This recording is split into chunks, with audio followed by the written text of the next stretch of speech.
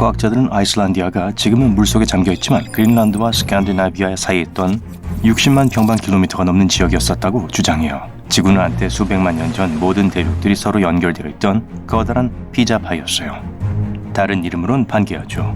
오늘날 우리가 알고 있는 북대서양 지역은 약 3억 3,500만 년에서 1억 7,500만 년 전에 메마른 땅이었어요. 수년간 과학자들과 지질학자들은 판게아가 약 2억 년 전에 갈라지기 시작하면서 북대서양이 생겨났다고 주장하고 있어요. 아이슬란드가 있는 지역에 화산이 있기 때문에 이 나라는 6천만 년 전에 떨어져 다른 모든 땅으로부터 떠내려갔죠. 그리고 지구가 커다란 피자파이와 같았기 때문에 피자처럼 나뉘어지게 되었죠. 많은 땅들이 우리가 오늘 알고 있는 대륙들을 형성하면서 크고 작은 조각들로 나뉘었어요. 하지만 이 새로운 이론은 판게아가 갈라진 결과 약 320km에 이르는 땅을 남겨놓았다는 것을 제시하고 있어요. 그리고 약 1000만 년 전에 이 땅 조각이 현재 아이슬란드인 땅의 끝 부분은 남겨둔 채 동쪽과 서쪽 부분은 물속에 잠겼어요. 반 구조가 움직일 때 서로 갈리면서 현재의 풍경을 만들어내게 되었죠. 모두 멘틀 덕분이에요. 이 새로운 급진적인 이론은 역사책에 쓰여진 모든 것들과 과학자들이 연구해온 것에 반해요. 사람들은 고개를 흔들면서 많은 회의적이면서 비판적인 반응을 보였죠. 하지만 아이슬란드의 해저와 지구의 지각을 분석함으로써 이 아이디어가 설득력이 없지는 않다는 걸 주장할 수 있어요. 아이슬란드 아래의 지각은 알고 보니 보통의 지각보다 훨씬 더 두꺼웠어요. 해양 지각은 우리가 걷고 사는 육지 지각에 비해 녹은 독특한 암석들로 이루어져 있고 밀도가 훨씬 더 높아요. 지구에서 가장 얇은 층은 생명이 살고 있는 지각이에요. 이곳은 물, 음식, 재배, 천연 자원과 미네랄 수집, 산호호흡에 필수적이에요. 이건 바닥까지 가라앉지만 지구의 멘틀 바로 위까지 내려가죠. 또한 끊임없이 멘틀에 의해 순환되어 다시 올라오기 때문에 새로워지죠. 그리고 이것이 해양 지각의 암석들이 다른 8km만한 곳들에 비해 40km 더 두꺼운지를 설명해주죠. 또한 이게 화산의 핫스팟에 있다는 걸 고려하면 이것도 합리적이에요. 해저 자기 측량을 보면 줄무늬 패턴의 녹은 지각층이 보여요. 또 지구 자기장이 수백만 년에 걸쳐 극성을 바꾸었다는 사실을 고려하면 그것이 우리 풍경의 기초를 형성하는 데 역할을 했을 거예요. 하지만 이 새로운 이론을 증명할 구체적인 증거는 아직 없어요. 첫 번째 단계 중 하나는 아이슬란드 근처의 해저를 파기 시작하는 거예요. 지르콘은 지각의 침식에도 불구하고 수십억 년을 견딜 수 있는 매우 견고한 광물이에요.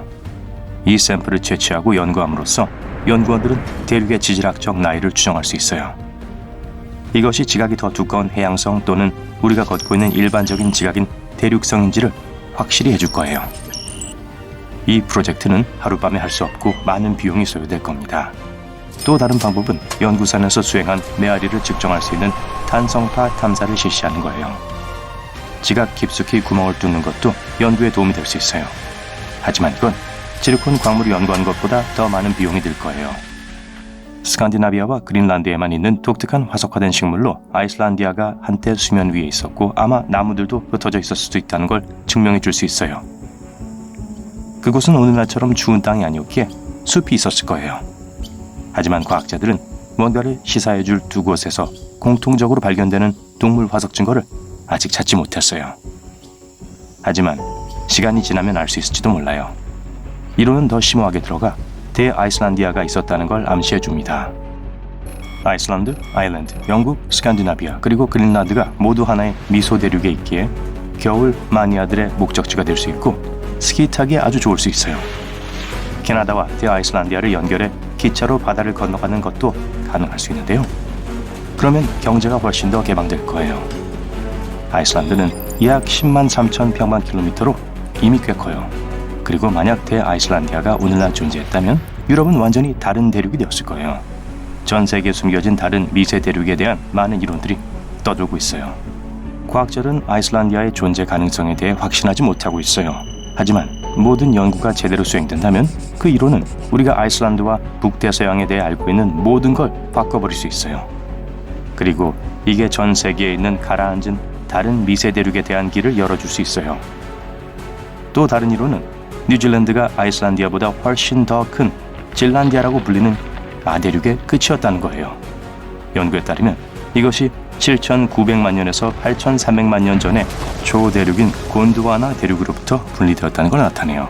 과학자들은 이것이 물속에서 발견된 가장 얇고 가장 어린 대륙이라고 주장해요.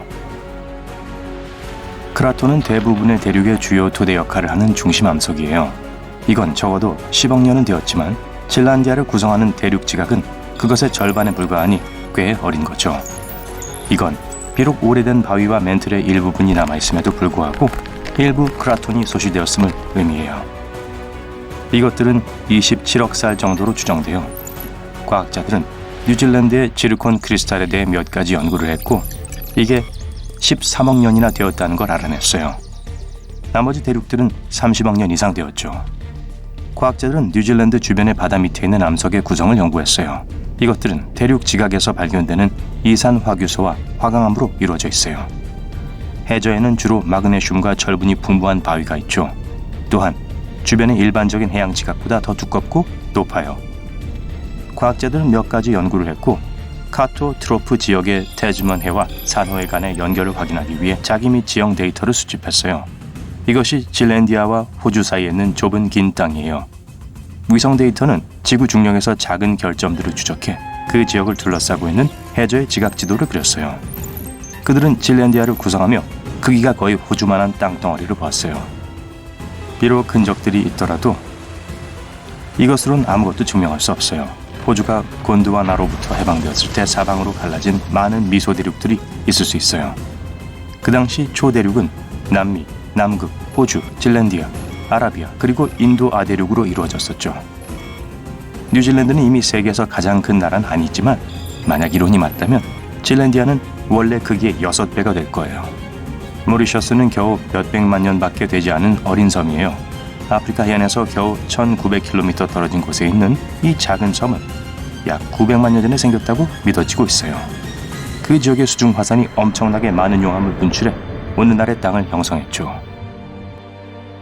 하지만 과학자들은 30억 년 이상 된 지르콘 암석을 발견했어요.